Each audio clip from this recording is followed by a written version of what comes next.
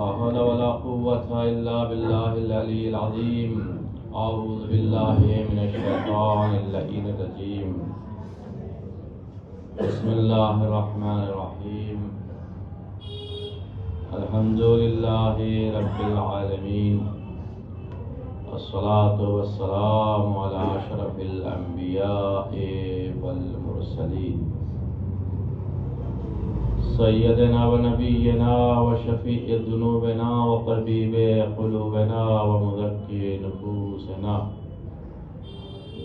مولانا ومقتدانا أبي القاسم المصطفى محمد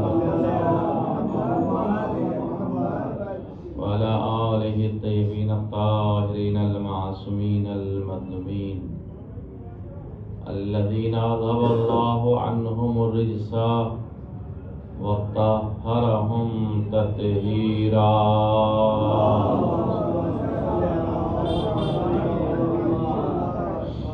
وعلى آله الطيبين الطاهرين المعصومين المظلومين ولعنة الله على أعدائهم أجمعين من ليلنا إلى قيام يوم الدين. أما بعد فقد قال رسول الله صلى الله عليه وآله وسلم: بسم الله الرحمن الرحيم. ابنتي فاطمة يا سيدة نساء العالمين من الأولين والآخرين، وهي بضعة مني، وهي روح جسمي وثمرة قلبي. صلوات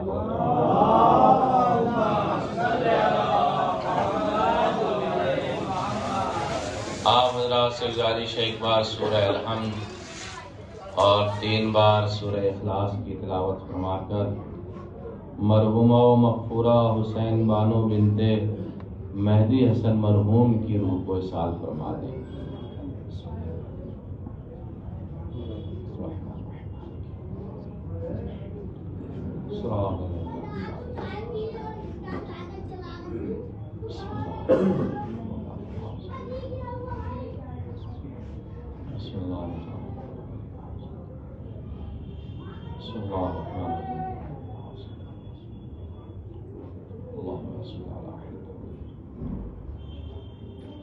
اور دیگر سے واسطہ ہے محمد و آل محمد کا جو بھی تم نے اس مجلس کا ثواب اور سورہ الحمد اور سورہ اخلاص کا اور قرآت کا ثواب معین و مقدر فرمایا، وہ مرحومہ کی روح کو اصال فرما اور ان کے درجات کو بلند فرما، انہیں جوار حضرت زہرا میں جگہ عطا فرما. آل محمد کے صدقے میں پروردگار تمام مریضوں کو شفا عطا فرما. جو مؤمنین یہاں حاضر ہیں اور ان کی کوئی خاص دعا ہے، کوئی اللہ تیری بارگاہ میں حاجت رکھتے ہیں، اس حاجت کو ان کی پورا فرما. ہمیں کسی کا محتاج قرار نہ فرما.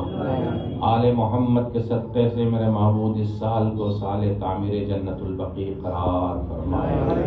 میرے معبود آقا کے ظہور میں تعجیل فرما اور ہم سبھی کو ان کے غلاموں میں شمار فرما.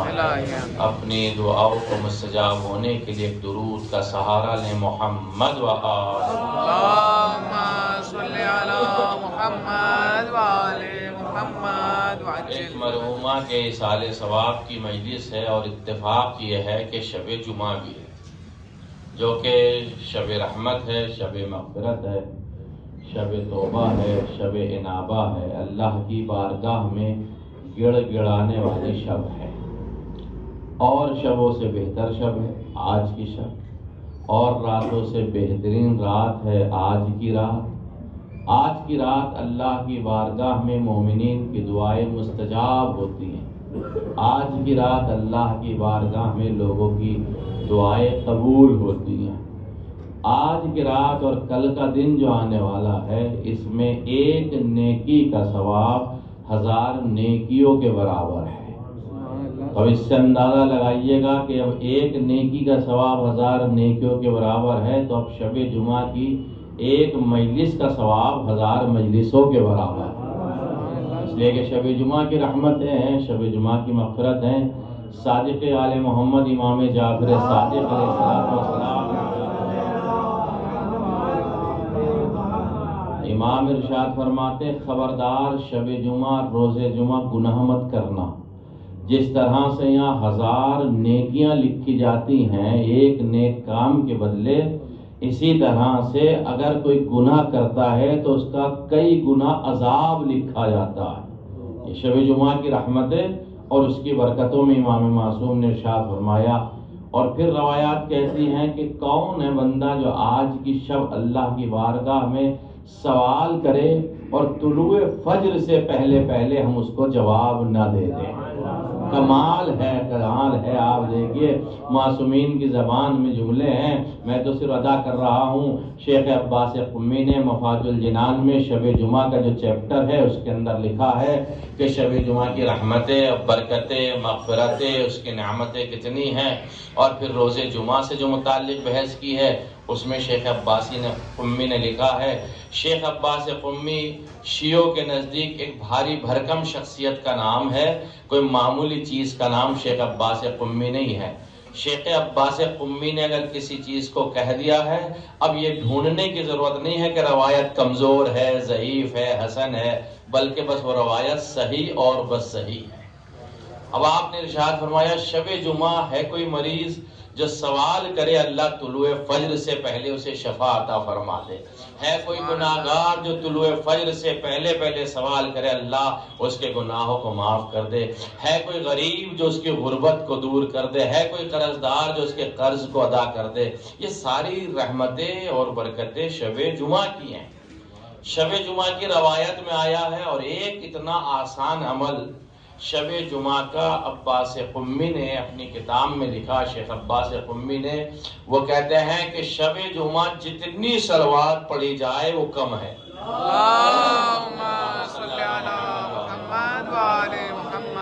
بلکہ شب جمعہ انہوں نے ارشاد فرمایا، حوالے دے کے اپنی کتاب میں ارشاد فرماتے ہیں کہ کم سے کم 100 مرتبہ صلوات پڑھنا شب جمعہ مستحبات میں سے شامل کیا گیا. 100 مرتبہ.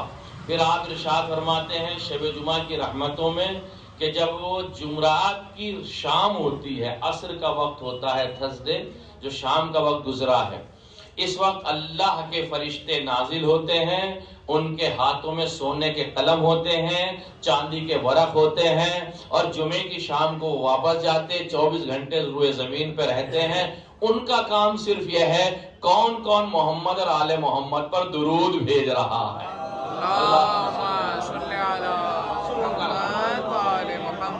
اور اس درود کا ثواب وہ لکھتے ہیں اور اللہ کی بارگاہ میں اسے پیش کرتے ہیں. تو کتنا بڑا عظیم ثواب ہوا شب جمعہ کی عبادتوں کا، روز جمعہ کی عبادتوں کا. کسی نے مولا کائنات سے پوچھا تھا مولا دنوں میں سب سے افضل دن کون سا ہے؟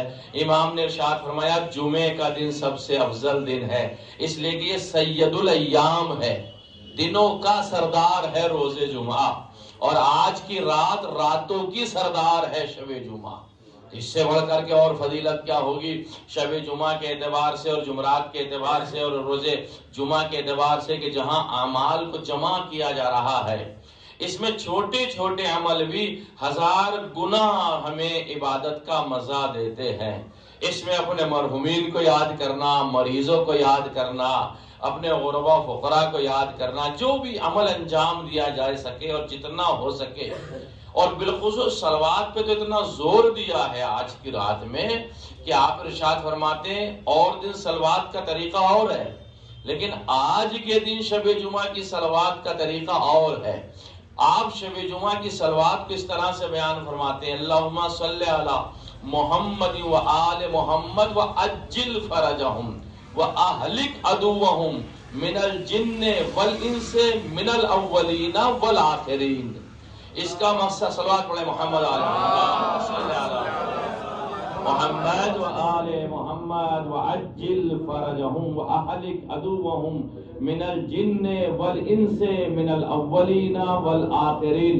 یہ صلوات کا طریقہ بتایا جا رہا ہے کہ شب جمعہ جو درود پڑھتا ہے چاہے دشمن انسانوں میں سے ہو یا جناتوں میں سے ہو یا پہلے والے دشمن ہو یا بعد میں آنے والے ہو، خدا سب کو ہلاک کر دے گا.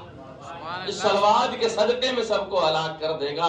تو ایک طریقہ کار بتایا گیا ہے شب جمعہ، اور شب جمعہ پھر اس مومنہ کے سال ثواب کی مجلس جو بذات خود ایک صدی سے متعلق تھی، خود ایک شخصیت تھی، ایک پرسنالٹی کی مالکہ تھی، ایسی خاتون کی اصال ثواب کی یہ مجلس ہے کہ جو ایک ایجوکیٹڈ فیملی سے تعلق رکھتی تھی، جو خود ایجوکیٹڈ فیملی میں تشریف لائی تھی، جس کا شوہر بھی ایجوکیٹڈ، بچے بھی پڑھے لکھے، بچیاں بھی پڑھی لکھی، اور تو اور کمال کی بات یہ ہے کہ وہ حاجیہ بھی تھی، زائرہ بھی تھی۔ صرف زائرہ شام، وہ کربلا نہیں تھی، کربلا کے ساتھ ساتھ شام کی بھی زائرہ تھی۔ صرف اتنا ہی نہیں تھا، وہ صرف مجلسوں میں شرکت نہیں کرتی تھی بلکہ فرش عزا کو مجلسوں کے لیے بچھاتی تھی۔ وہ صرف مجلسیں برپا نہیں کرتی تھی بلکہ وہ بانیے فرش عزا بھی تھی۔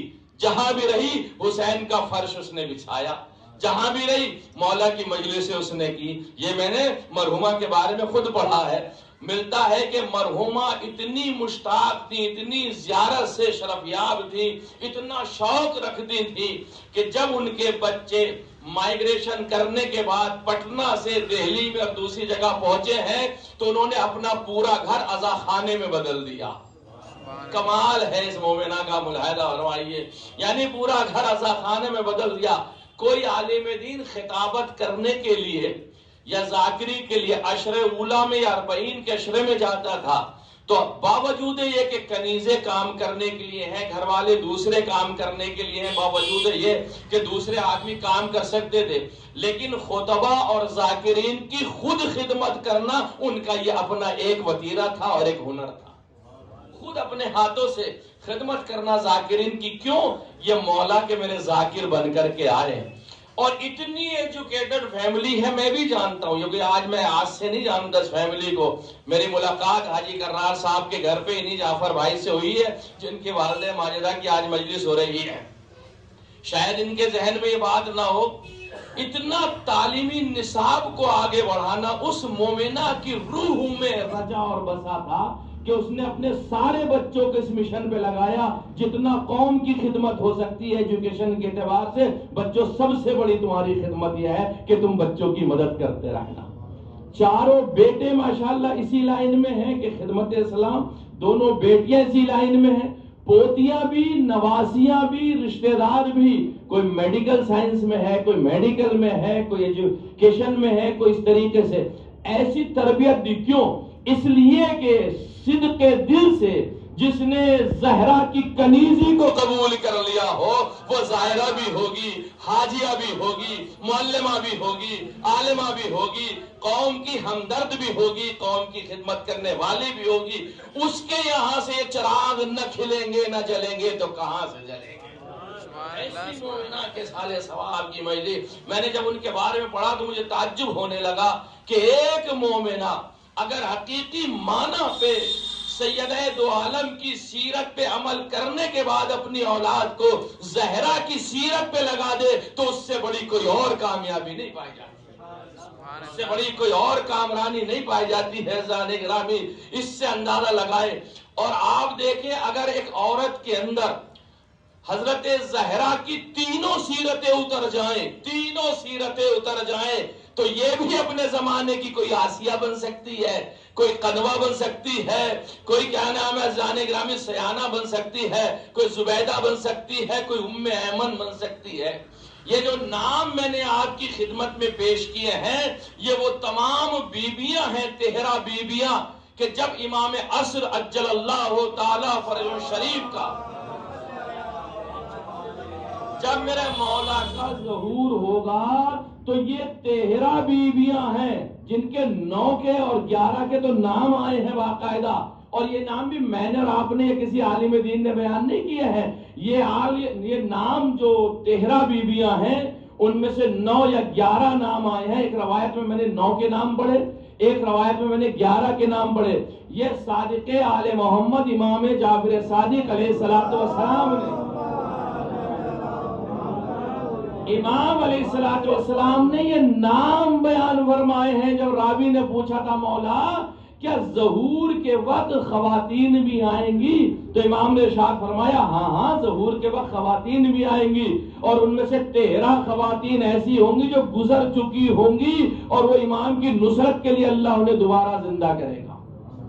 یہ کیسی سیرت ہے؟ یہ سیرت آئی کہاں سے؟ یہ ساری سیرتیں کہاں سے آئیں؟ زہرا سے پہلے وحدانیت خدا کا اقرار ہے، پیغمبر کی رسالت کا اقرار ہے، اور جب زہرا دنیا میں تشریف لائی ہے تو سیرت زہرا میں سیرت رسول بھی ہے، سیرت پروردگار بھی ہے، سیرت ولایت بھی ہے، سیرت امامت بھی ہے۔ ایک زہرا ترجمانی کر رہی ہے 13 معصومین کی۔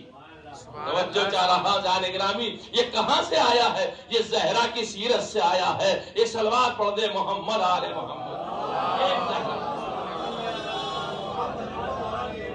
کسی نے مولا سے سوال کیا تھا، مولا اچھا 2 چیزیں خود امام سے پوچھا گیا، مولا یہ بتائیے ظہور میں اور قیام میں کیا فرق ہے؟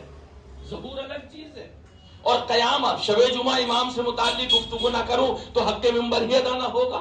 مجھے اس کی بحث نہیں کہ آپ کتنے سارے ہیں، مجھے بحث یہ ہے کہ میرا زمانے کا امام بھی سن رہا۔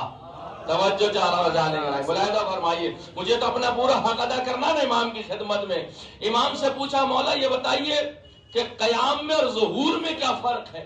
سوال بڑا اچھا ہے، اور ایسا ہی سوال امام علیہ السلام سے کیا گیا، مولا اصحاب میں اور انصار میں کیا فرق ہے؟ یہ دونوں سوال بڑے عجیب و غریب ہیں۔ میں نے آج ہی شام نماز مغربین کے بعد ایک کتاب کھولی، اس میں میں نے یہ دیکھا کہ قیام اور ظہور ان دونوں کا فرق کیا، اور یہ دیکھا کہ اصحاب اور انصار کا فرق کیا ہے۔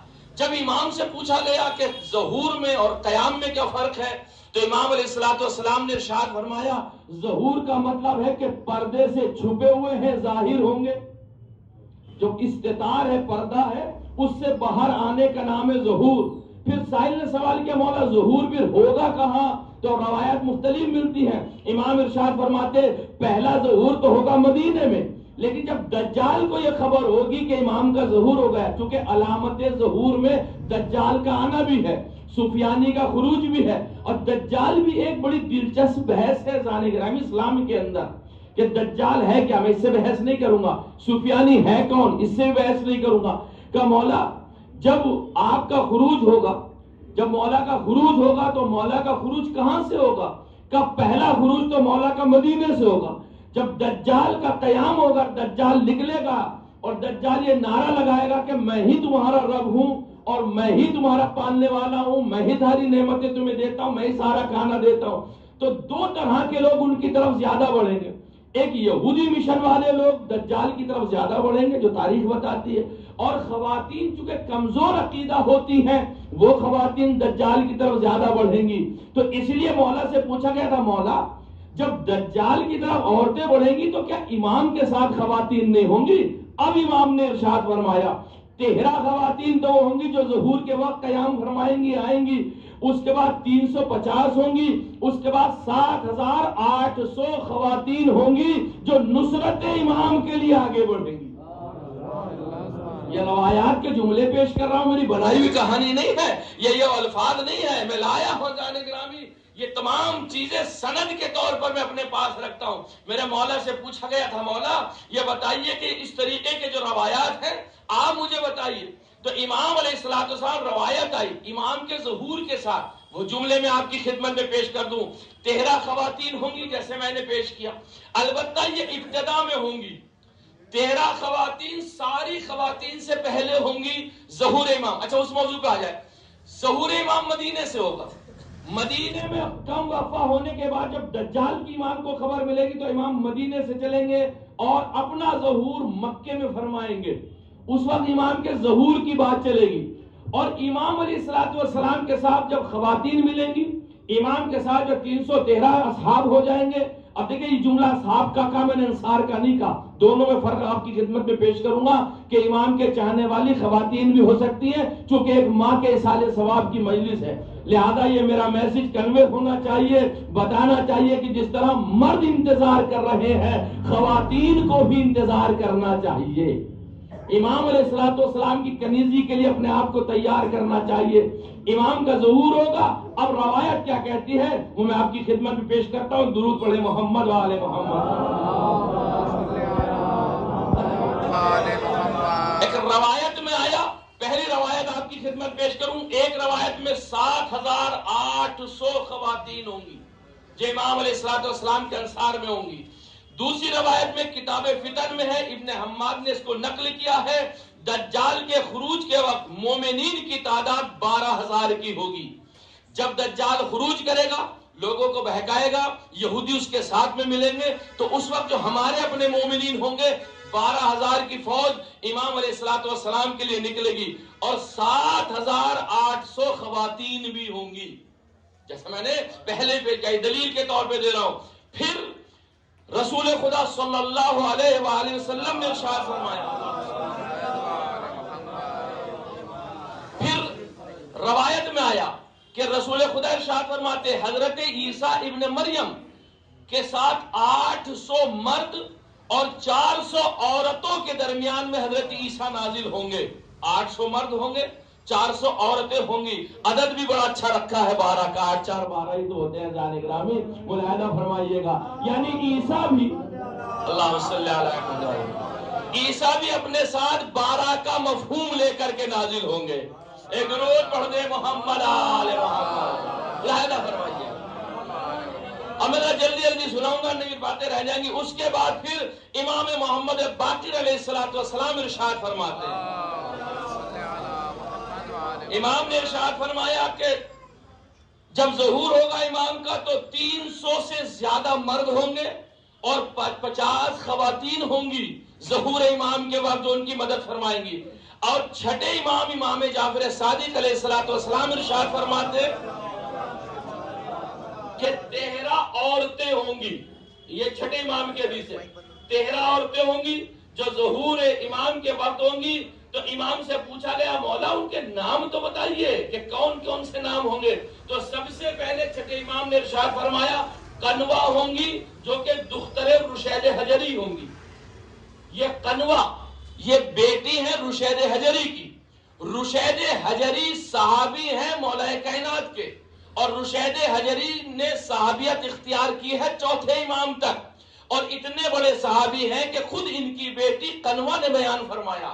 یہی تو مسئلہ، جب میں بات کو چھیڑتا ہوں اور شروع کرتا ہوں تو بڑی دنیا کے دوسرے علاقوں میں نہ چلا جاؤں اور پھر آپ حضرات کا وہ زیادہ لے لیا جائے، بڑا مسئلہ ہو جائے گا۔ درود پڑھ دے محمد آل محمد۔ رشید حجری کوئی معمولی شخصیت کا نام نہیں ہے، رشید حجری مولا کے صحابی ہیں، امام زین العابدین علیہ السلام تک زندگی گزاری ہے۔ قنوہ ان کی بیٹی ہے، قنوہ جو پہلی خاتون بنیں گی ہمارے آنے والے امام کے یہاں جا کر کے ان کی کنیزی میں آئیں گی، ان کی سپاہ میں شامل ہوں گی، پہلی خاتون۔ امام علیہ السلام کے ایسے صحابی ہیں رشید حجری کہ جب ان کو حاکم وقت نے قید کیا، قید کرنے کے بعد حاکم وقت کے سامنے لے جایا گیا، ان سے پوچھا گیا تم اپنے مولا علی کی بہت زیادہ ولایت کا دم بھرتے ہو، ان کی فضیلتوں کا دم بھرتے ہو، تو یہ بتاؤ تمہارے بارے میں تمہارے امام نے کیا کہا ہے کہ تمہیں کیسے قتل کیا جائے گا؟ ایک مرتبہ رشید حجری نے انگڑائی لی، انگڑائی لے کے کہتے سنو حاکم وقت، علی نے ہمیشہ سچ کہا ہے، قیامت تک کا اس کا سچ باقی رہے گا، آج تک کسی ماں نے دودھ نہیں پلایا ہے علی کی بات کو غلط ثابت کر دے۔ یہ جملے ہیں قنوہ بیان کر رہی ہیں، آج تک کسی نے ایسا شیر نہیں پلایا ہے۔ کہ بتا تو صحیح تیرے مولا نے کہا کیا ہے؟ کہ میرے مولا نے کہا ہے اے رشید حجری ہماری محبت میں تمہارے ہاتھ بھی قلم کیے جائیں گے، تمہارے پیر بھی قلم کیے جائیں گے، تمہاری زبان کو بھی کاٹا جائے گا۔ ایک مرتبہ حاکم وقت کہتا ہے ہم تمہارے ہاتھ کاٹیں گے، ہم تمہارے پیر کاٹیں گے، لیکن ہم تمہاری زبان کو نہیں کاٹیں گے۔ قنوہ بیان کرتی ہے، قنوہ بیٹی ہے رشید حجری کی، اسے کہتے ہیں امام کی کنیز ہونا۔ کہتی ہیں جب میرے بابا کے ہاتھ کاٹے تو بابا مسکرائے، پیروں کے پیر کاٹے تو میرے بابا مسکرائے۔ ایک مرتبہ آواز دیا جاؤ ہم تمہیں آزاد کرتے ہیں، تو میرے بابا نے آواز دیا لاؤ مجھے قلم اور دوات لایا جائے میرے لیے، اور میں بول رہا ہوں تم سب بیٹھ کر لکھو۔ ایک مرتبہ حاکم وقت کہتا ہے کیا لکھوانا چاہتا ہے؟ کہ وہی لکھوانا چاہتا ہوں جو مرضی خدا ہے، جو علی نے مجھے خبر دی ہے، توجہ چاہ رہا ہوں۔ قلمدان جمع ہوئے، اپنے اپنی کتابوں کو لائے، اپنے اپنے قلم کو لائے، اپنے اپنے اوراق کو لائے۔ اس نے ایک مرتبہ فضیلت علی ابن ابی طالب کو لکھوانا شروع کر دیا۔ میں لکھوا رہا تھا، حاکم وقت نے کہا جلدی اس کی زبان کو کاٹو، کہیں علی کی فضیلت عام نہ ہو جائے۔ کنوا کہتی میں نے دیکھا میرے بابا کی زبان کاٹی جا رہی تھی اور وہ علی علی کر رہے تھے، علی علی کر رہے تھے۔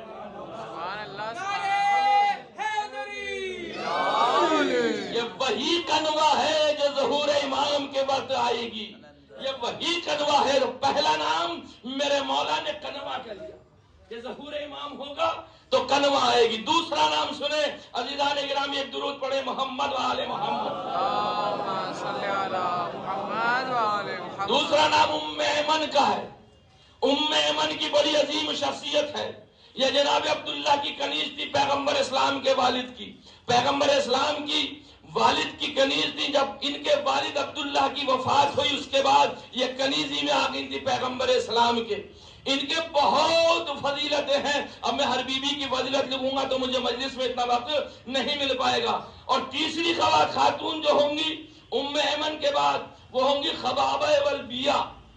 یہ وہ خاتون ہے زان گرامی جو ہمیشہ صدق کے دل سے پیغمبر اسلام پر ایمان لائی تھی۔ اس کے بعد چوتھی ہے سمیہ مادر عمار یاسر۔ جناب عمار یاسر جو صحابی رسول تھے، جناب عمار یاسر جو صحابی علی ابن ابی طالب تھے، ان کی والدہ ماجدہ تھی سمیہ مادر عمار یاسر۔ اور کیوں نہ یہ امام کے چاہنے والوں اور امام کے ظہور کے وقت آئے جس نے عمار یاسر جیسے بیٹے کو جنم دیا ہو، جس نے پوری زندگی علی اور رسول پر فدا کر دی۔ ضرور پڑھ دیں محمد آل محمد۔ اور ام ایمن کی ایک فضیلت آپ کی خدمت میں پڑھ دوں۔ ایک جنگ ہو رہی تھی، ام ایمن کو پیاس لگی۔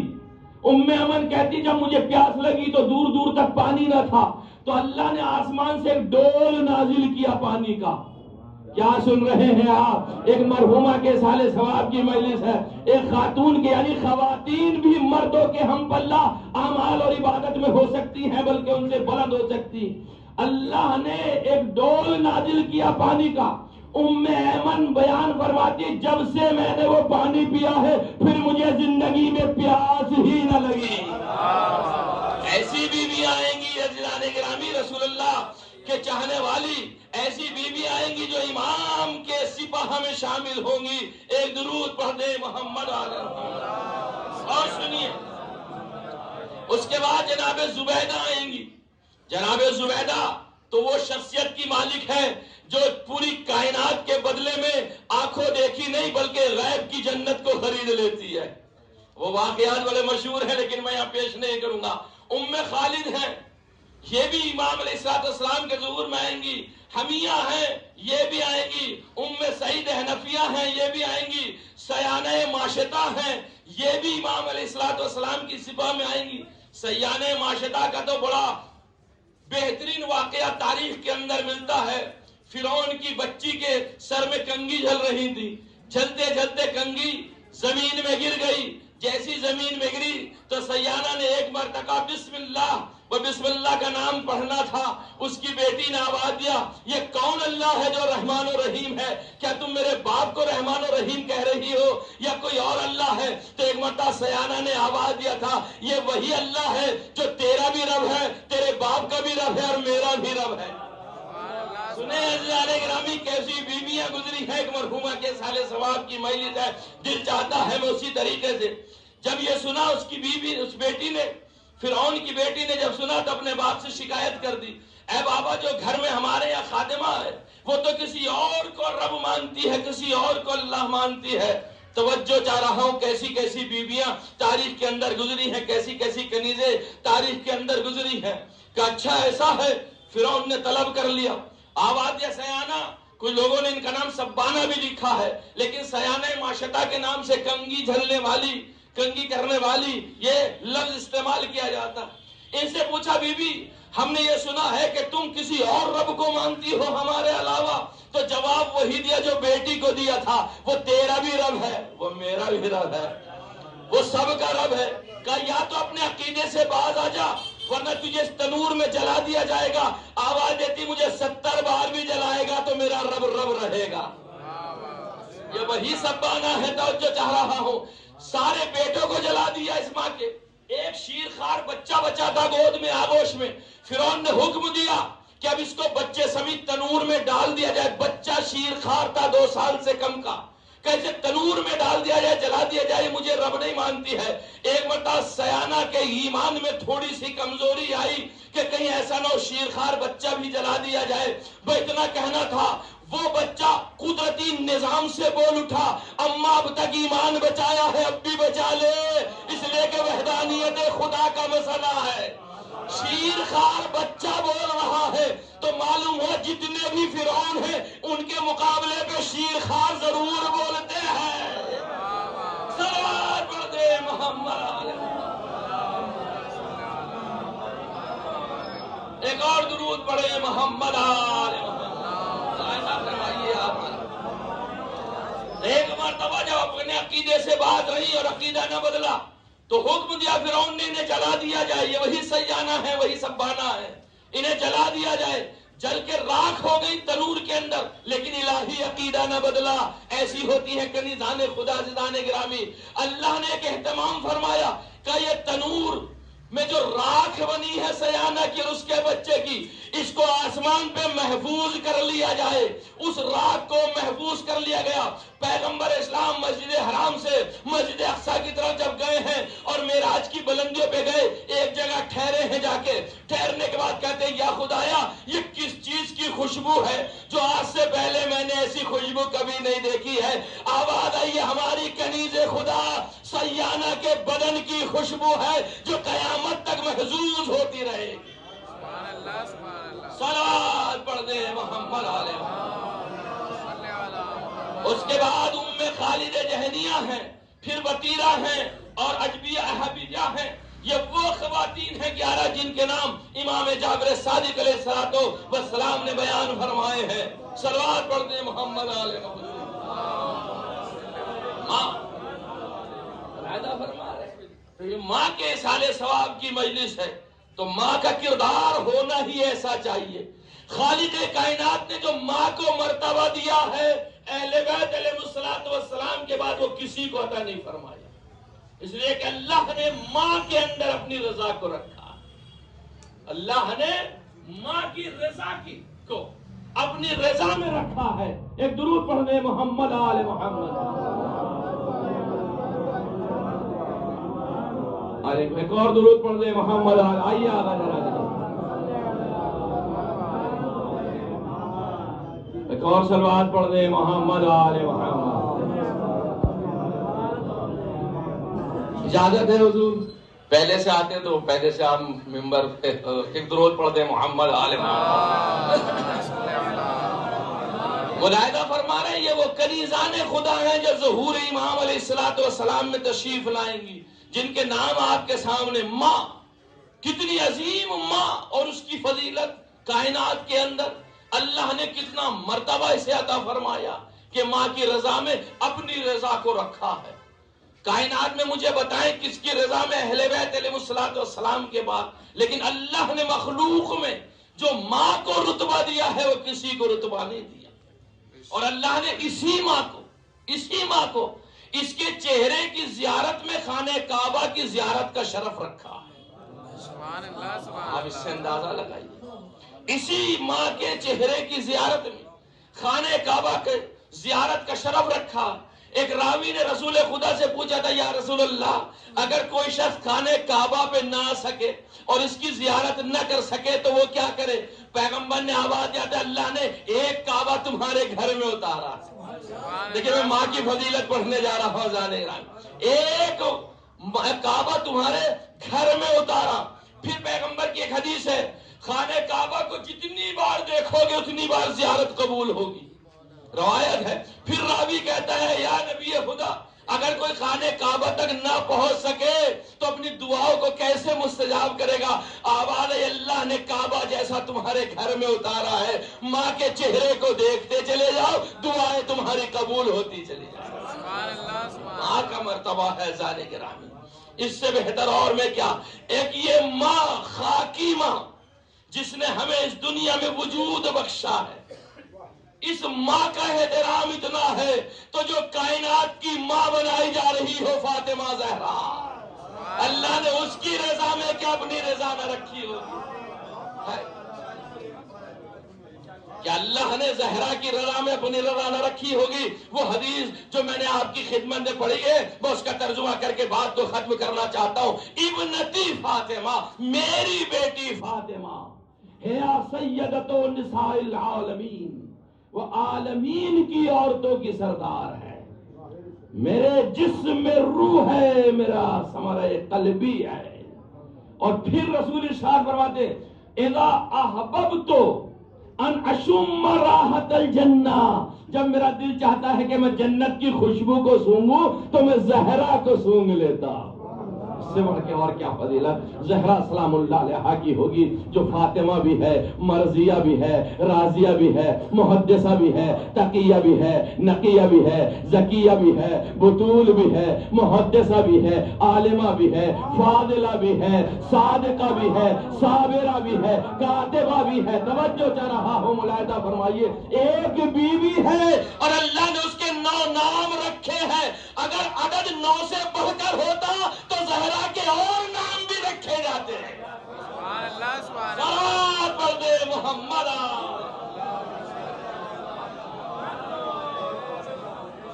بی بی دو عالم اور القاب الا ماشاء اللہ۔ کون سی صفت حسنہ اس کائنات کے اندر ہے؟ دیکھیں بس یہ جملوں کے بعد میں مجلس کو ختم کرنے جا رہا ہوں۔ کون سی صفت حسنہ کائنات کے اندر ہے جو زہرا سے متعلق نہ ہو؟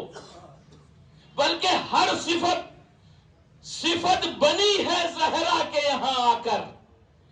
جو بھی صفت ہے وہ زہرا کے یہاں پائی جاتی ہے، فاطمہ کے یہاں پائی جاتی ہے، بلکہ صفات فخر کرتی ہے کہ ہمیں موصوف زہرا جیسی ملی ہے۔ صلوات پڑھ دے محمد علیہ۔ عبادت ایک صفت ہے اور عبادت ایک عبادت ہے، توجہ چاہ رہا ہوں، لیکن جیسی زہرا کی عبادت ہے کائنات میں کسی کی عبادت بتائیں۔ اسی حدیث کے آخر میں پیغمبر اسلام ارشاد فرماتے جب مصلی عبادت پہ کھڑی ہوتی تھی زہرا تو مشرق و مغرب میں نور پھیل جاتا تھا۔ کائنات میں کوئی ایسی بیوی نہیں ملے گی جو زہرا جیسی ہو۔ زہرا کا نام زہرا رکھا ہی اس لیے گیا ہے۔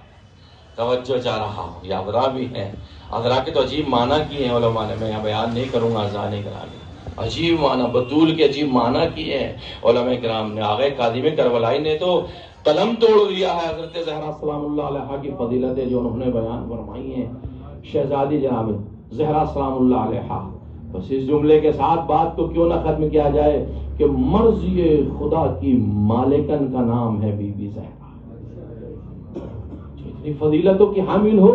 وہ پڑھ رہی ہے سبت علیہ مسائب اللہ انہا سبت علیہ مثل علیہ۔ مسائب کے لیے جملہ کافی ابھی مختار وہی مسائب پڑھ رہے تھے، کیا قیامت انگیز مسائب تھے، مرضی ہے کیونکہ میں اس سے زیادہ عادی نہیں ہوں یہاں مجلس پڑھنے کا، ملاحظہ فرمائیے گا۔ ایک زہرا جو مرضیہ ہو، محدثہ ہو، عالمہ ہو، معلمہ ہو، جو فاضلہ ہو، جو ثمرت قلب رسول ہو، جو روح رسول ہو، کہہ رہی آج مجھ پہ وہ مصائب ڈھائے گئے دنوں پہ پڑ جاتے تو یہ تاریکی میں بدل جاتے۔ عزیزانو، آپ نے کبھی سنا ہے، سوچا ہے کہ 18 سال کی لڑکی ہو اور اس کے سر کے بال سفید ہو گئے ہو، اس کی کمر خمیدہ ہو گئی ہو؟ اب مجھے تاریخ میں تو نہیں ملا، علماء پڑھتے ہیں، ذاکرین پڑھتے ہیں، بیوی میں اتنی بڑی مصیبت گری ہے کہ بیوی جب گھر سے چلی تھی تو سر کے بال سب کالے تھے، لیکن جب واپس گئی ہے تو سر کے بال سفید ہو چکے تھے۔ یہ وہ مرضیہ، وہ راضیہ، وہ فاطمہ زہرا ہے۔ بیٹی نے آتے وقت اتنا پوچھا تھا ماں روتی کیوں ہے، کیا تجھے تیرا حق نہ ملا؟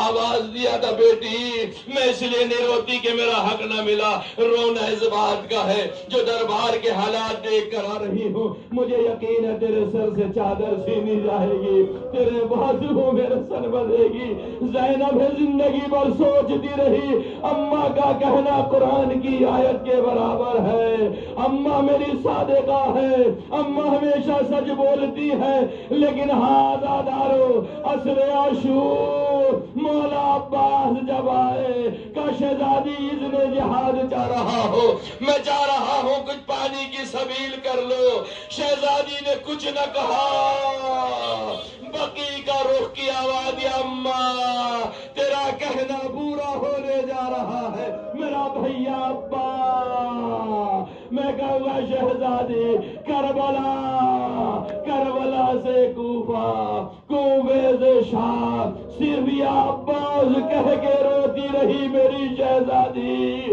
حد تو یہ ہو گئی کہ جب کربلا واپس آئی، سجاد سے آواز، یا حسین کی قبر سے خداحافظی کر کے یہ بتا میرے بھیا عباس کی قبر کہاں ہے؟ اب قبر عباس پہ گئی، اپنے آپ کو گرایا، آواز، بھیا ابا میری چادر تو نہ بچ سکی، لیکن تیرا آلہ کوچے کوچے گلی گلی میں، یہ تیری بہن زینب کا وعدہ۔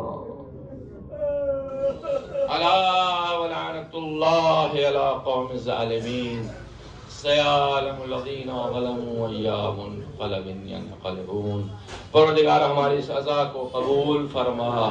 آپ حضرات سے گزارش ایک بار اور سورہ الحمد اور 3 بار سورہ اخلاص کی تلاوت فرما کر مرحومہ حسین بانو بنت مہدی حسن مرحوم کی روح کو اصال فرما دیں۔